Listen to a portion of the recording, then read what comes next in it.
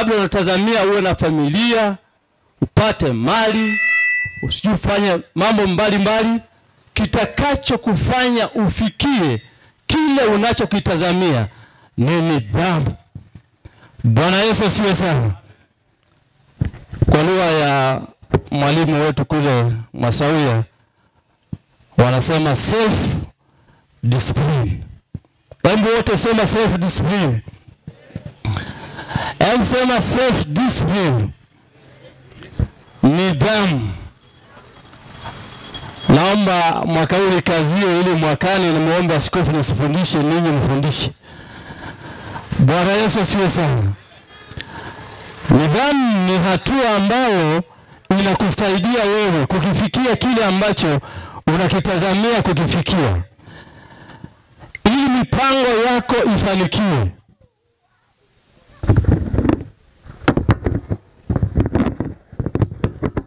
Ili mipango yako ifanikiwe. Najua kila mmoja na mipango.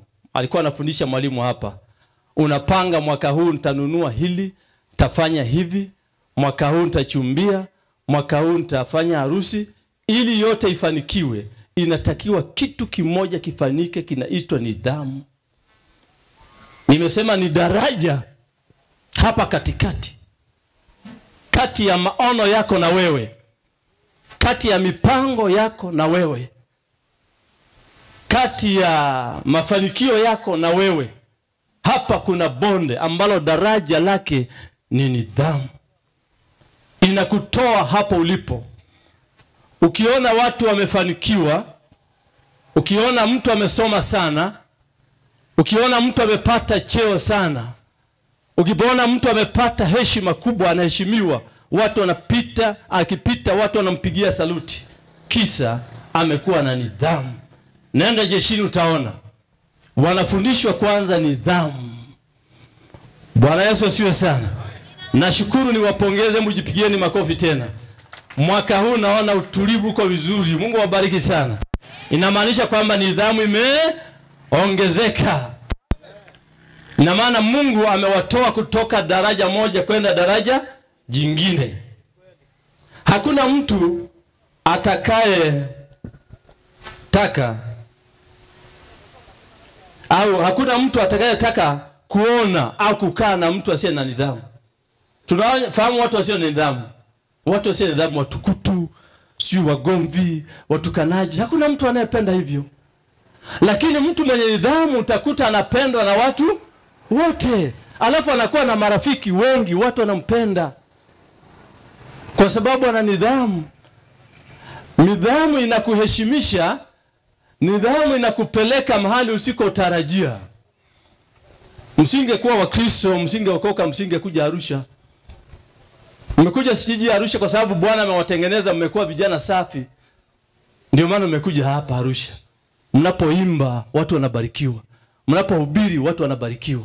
Mngekuja kwa ajili ya uhalifu, watu wangewasaka, ungekamatwa. Ingekuwa ni msako mkubwa sana. Lakini kwa sababu ya nidhamu, Mungu anawapa heshima. Hivyo hauwezi kufikia baraka yako bila nidhamu. Kwa hiyo nidhamu ni hatima. Baraka za mtu zimeandaliwa na Mungu. Ili uzifikie, inatakiwa uweze kuwa na nidhamu. Pia niseme kwamba nidhamu ya mtu ni ya muhimu sana katika maisha ya mwanadamu. Hiyo tunatakiwa kusaidia maeneo yote. Hapa kuna watu wana wake zao, wana watoto wao, wana familia zao, wana makundi wanaoongoza. Kunatakiwa kila eneo uweze kulifanya kuwa na nidhamu. Kama una watoto, wafundishe kuwa na nidhamu. Kama una mke, mnakuwa na nidhamu. Kama una wazazi, kunakuwa na nidhamu. Kama kiongozi wako, unakuwa na nidhamu. Hapa kwenye ibada unakuwa na mwenyekiti wa ibada, tunakuwa na nidhamu wote. Akituambia simama, tunasimama. Akituambia kaa, tunakaa. Mwalimu anasema sijui Arusha sijui ikoje namna gani, nimesahau ile kauli mbiu yake, tunaifanya. Ni nidhamu. Tumpigie Bwana makofi basi kwa hilo.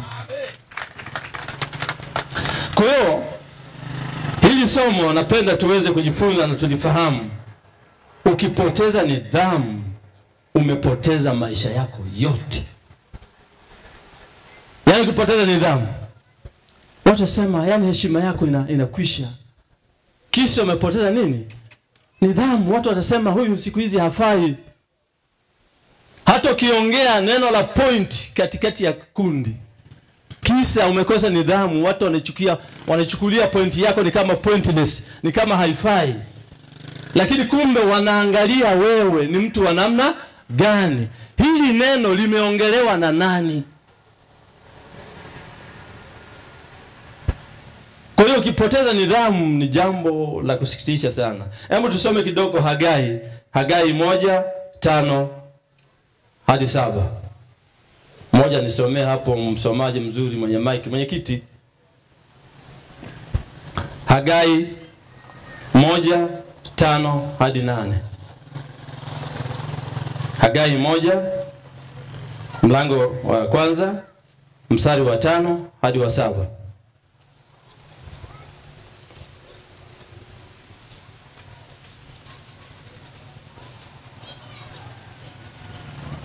Hagai 1:5 hadi 7.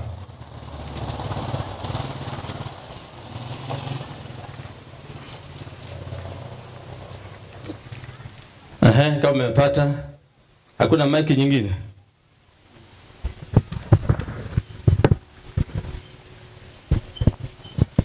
Haya, tusubiri wakati anapata mic hapo.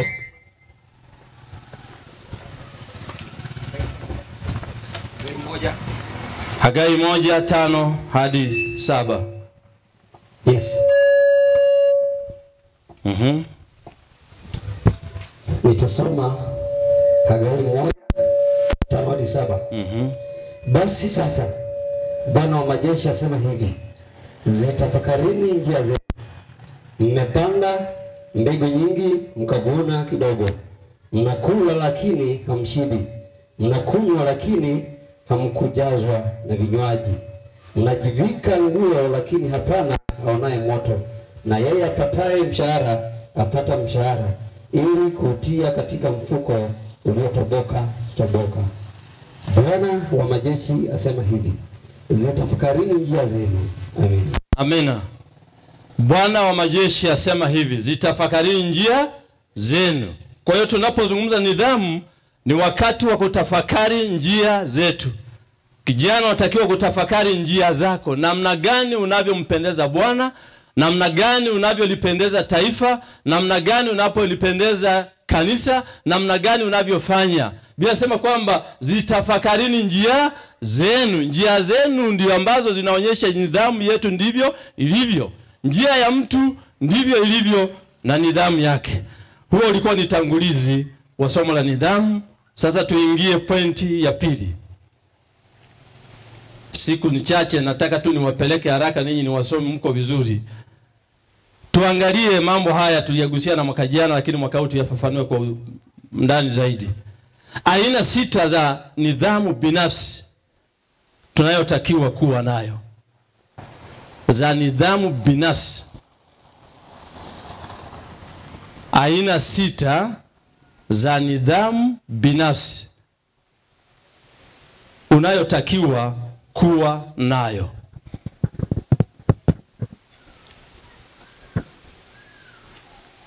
Aina 6 za nidhamu binafsi unayotakiwa kuwa nayo. Namba 1. Simbepitiaga shule mmeandikaga imla. Twendeni sasa sawa sawa. Mimi ni mzee maneno machache na wapeleka kwenye pointi. Namba 1. Nidhamu ya kihisia.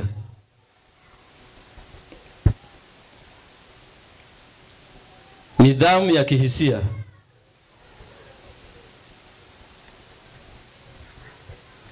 Nidhamu ya kihisia ni jinsi ya kudhibiti hisia zako. Mwili unataka vitu vingi sana. Na mwili jinsi ulivyoumbwa una hisia. Na kwa sababu kundi kubwa hapa ni vijana, kijana au mtu anapozaliwa, anapokuwa akiwa mtoto, anafikia wakati wa ujana, mwili unapokea mabadiliko. Na mwili unapopokea mabadiliko, ndipo mtu anafikia wakati, kijana anafikia wakati anajitambua, mimi ni kijana wa kike na mimi ni kijana wa kiume. Mwili unaanza kumforce kufanya vitu ambavyo mbale mwanzo ilikuwa havijui. Zile tunasema kwamba ni hisia. Sasa kudhibiti hisia zako tunasema kwamba ni nidhamu ya kihisia. Yaani unakuwa na uwezo wa kudhibiti hisia zako. Unakuwa na uwezo wa kujizuia kwa kila hisia zako zinazokuja kwa mambo ya muda mfupi. Unaweza ukafuata hisia kumbe ni za muda mfupi, ukapata hasara ya muda mrefu. Na muda ukipita, tutaangalia tu hisia ya muda. Na tunaona kwamba usipojizuia kwa tamaa ya muda mfupi, unapata hasara ya muda mrefu. Bwana Yesu asifiwe sana. Unaweza mwili ukawa na hisia. Ndio maana utakuta vijana wanaingia kwenye pombe, wanaingia kwenye wizi, kwenye sijui kuvuta bangi, sijui kuvuta unga, sijui kuvuta, sijui kula madawa kulevya, makorokoro yote haya. Sigara. Asanteni sana, kumbe mnanisikiliza. Jana mnipungieni mkono namna hii. Nashukuru mmetulia, na hapa ndio nawanyokea moja kwa moja.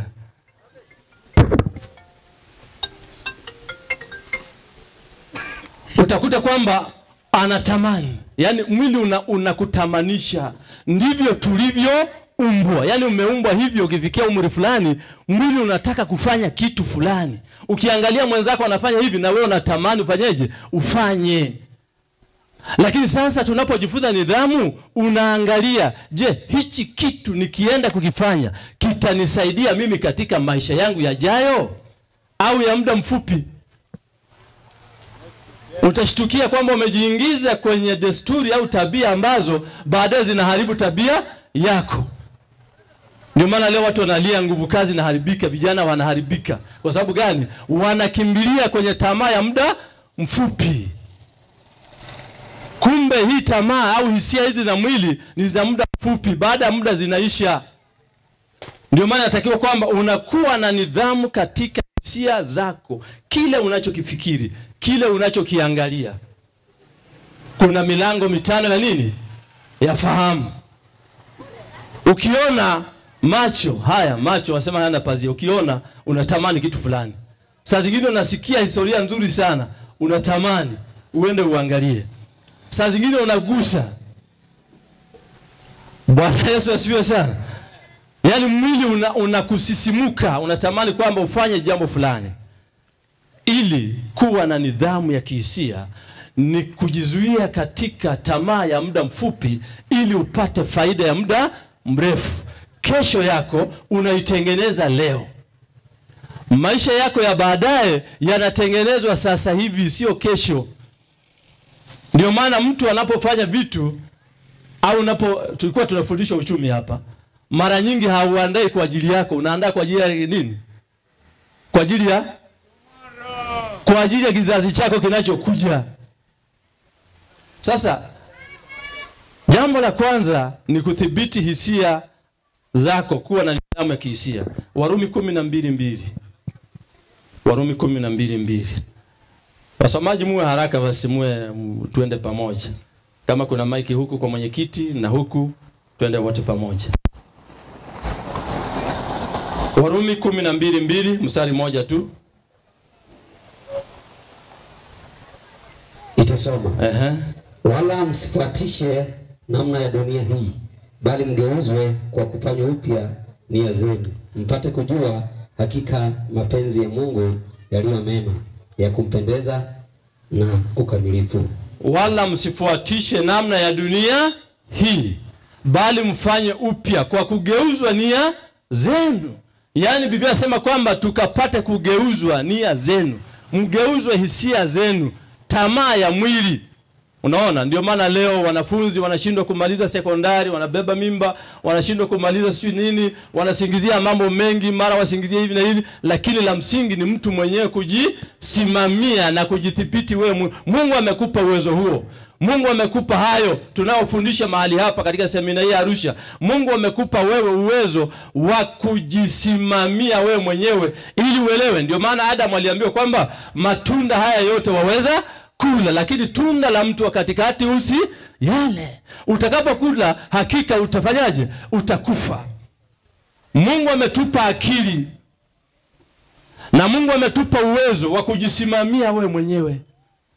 Ndio maana mtoto anapokuwa anakuwa hajui kitu chochote, anamtegemea baba na mama na sana mama na wazazi. Lakini nafika mahali jitegemea, akili zimekomaa, mwili umekomaa, anaweza kakimbia, anaweza kaenda shambani akalima, anaenda kuingia darasani akaajiriwa, ni mtu mzima sasa. Ndivyo ilivyo na maisha ya kiroho. Bwana wetu Yesu Kristo asifiwe sana. Tunatakiwa kujisimamia, wala tusifuatishe namna ya dunia hii. Unaweza kuona dunia hii na mambo mazuri sana, sema na mimi napitwa raha duniani, watu wanafanya hivi, wanafurahia ulimwengu, mimi nachelewa. Unachelewa wapi? Yaani wewe unauwahi uzima wa milele, wao ndio wamechelewa. Wewe ndio umeingia pazuri. Namba 2. Nidhamu ya kifedha. Timotheo 6:10. Nidhamu ya kifedha. Tunaposema nidhamu ya kifedha, ni matumizi mabaya ya fedha. Unaweza ukapata fedha zikakupelekea kufanya mambo mabaya, au unaweza kutamani kupata fedha ukajiingiza kwenye mambo mabaya. Ndio maana leo watu wanaangukia katika dhambi kwa sababu ya kutaka nini? Pesa. Ndio maana watu wanaangukia dhambi kwa sababu ya kutaka nini? Pesa. Au mtu anapata pesa, hiyo pesa inampeleka kwenye mambo yasiyofaa.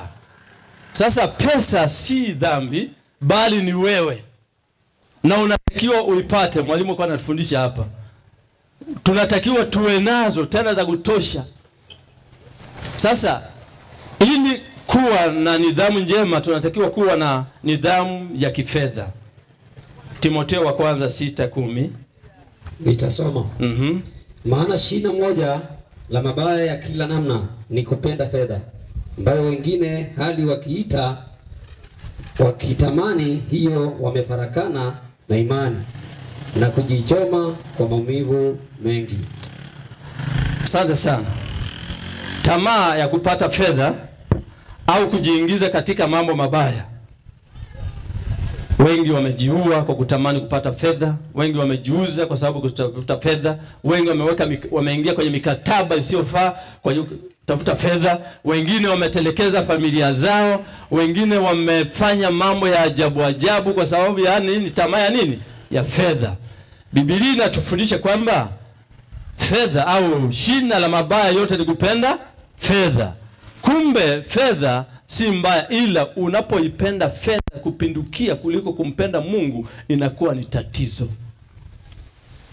Yaani mpaka mtu unaambiwa unaua ili upate nini? Fedha. Sasa nyingine unaambiwa ua baba, ua mama, ua kaka, hata mtoto. Yaani hao watoto walivyo wazuri hivi unaambiwa upate nini? Mali. Mtu anakubali kwa sababu fedha kitu cha muda mfupi. Unaangamiza maisha yako, unaangamiza familia yako, unaangamiza uhai wako, unapoteza kila ulicho nacho. Kupata fedha bila nidhamu, Biblia inasema kwamba ni hasara. Hata kwenye Biblia kuna mtu mmoja Yesu alimuita tajiri mpumbavu, kwa sababu alikuwa hana nini? Hana nidhamu. Alikuwa nazo lakini hakuzitumia ipasavyo. Kwa kuwa na nidhamu ya fedha ni kuwa na mipango mizuri kwa kile ambacho Mungu amekupatia, unatumia katika njia iliyo halali. Mwalimu alisema hapa, asante sana mwalimu, mtu mpige tena mwalimu makofi. Kwamba angalau hata asikie baada ya muda fulani mtu mmoja afadhili nini? Kongamano. Si inakuwa ni vizuri sana. Yale matumizi ya fedha si yanakuwa yana maana, yanasaidia. Lakini tusiwe na kupata fedha au kutamani fedha kwa ajili ya kuingia. Mara nyingi mtu anabarikiwa, anapata fedha, anaingia kwenye mambo yasiyofaa. Au mtu anatamani kupata fedha, anakatisha masomo. Najua hapa na wanafunzi wapo pia. Ndio maana anaenda kote kote. Anakatisha masomo kwa sababu ya nini? Ya fedha. Anadanganywa na chipsi, mayai, anadanganywa sijui na nguo toleo fulani limekuja, anadanganywa sijui nitakupakia na bodaboda. Kumbe tatizo sio bodaboda, tatizo ni wewe. Umeshindwa kufanyaje? Kujidhibiti maisha yako. Nidhamu ya fedha. Bwana Yesu asiwe sana. Namba 3. Nidhamu kwa marafiki. Marafiki. Nidhamu kwa marafiki ni kuwa, asante sana, kuwa na marafiki. Chagua marafiki wanaofaa. Anasemaga ukitembea na mwizi unakuwa ni wewe. Nidhamu yako imekuwa inapendeza. Unajaribu kutafuta mambo ambayo yanampendeza Mungu. Unajaribu kupiga hatua kwa ajili ya kumpendeza nani? Mungu. Yanakuwa ni mema sana. Sijui namaliza saa ngapi.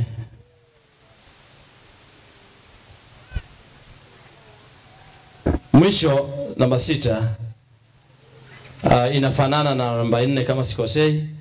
Nidhamu ya kuhusiana na watu.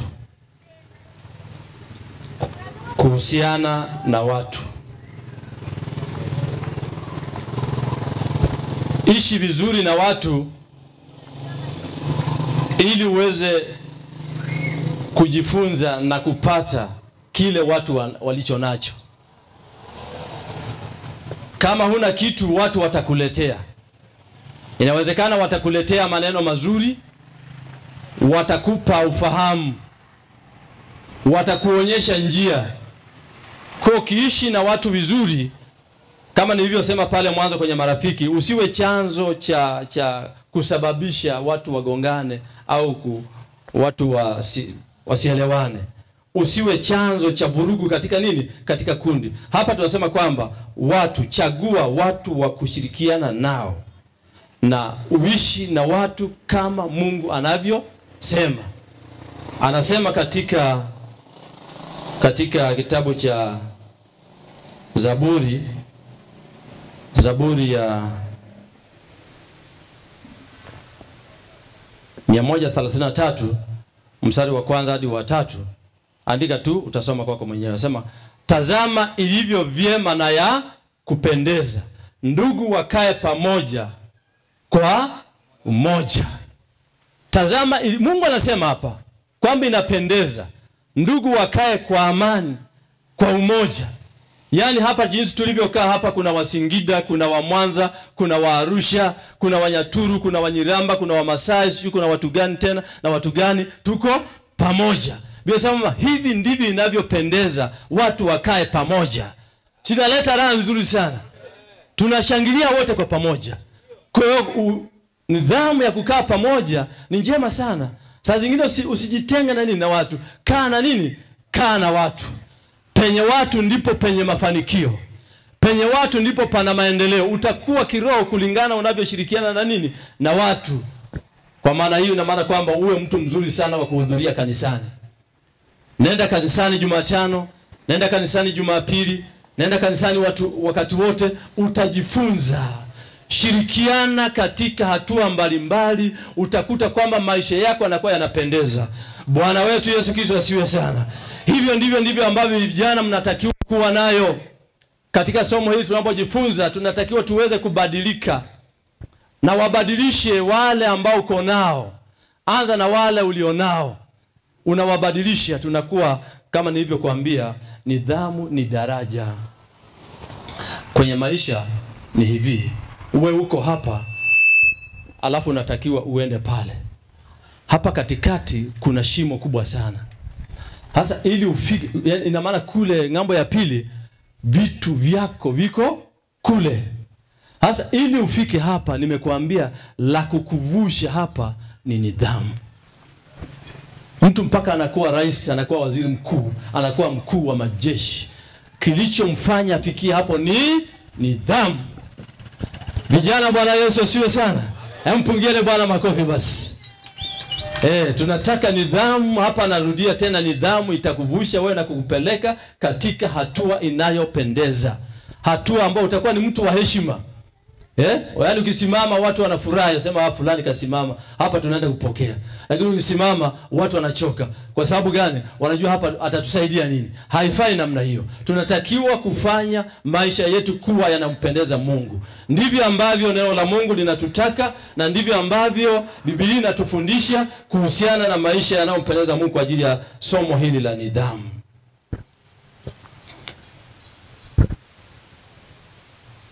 Tumejifunza hatua 6 au aina 6 za nidhamu binafsi ambayo tunatakiwa kuwa nayo.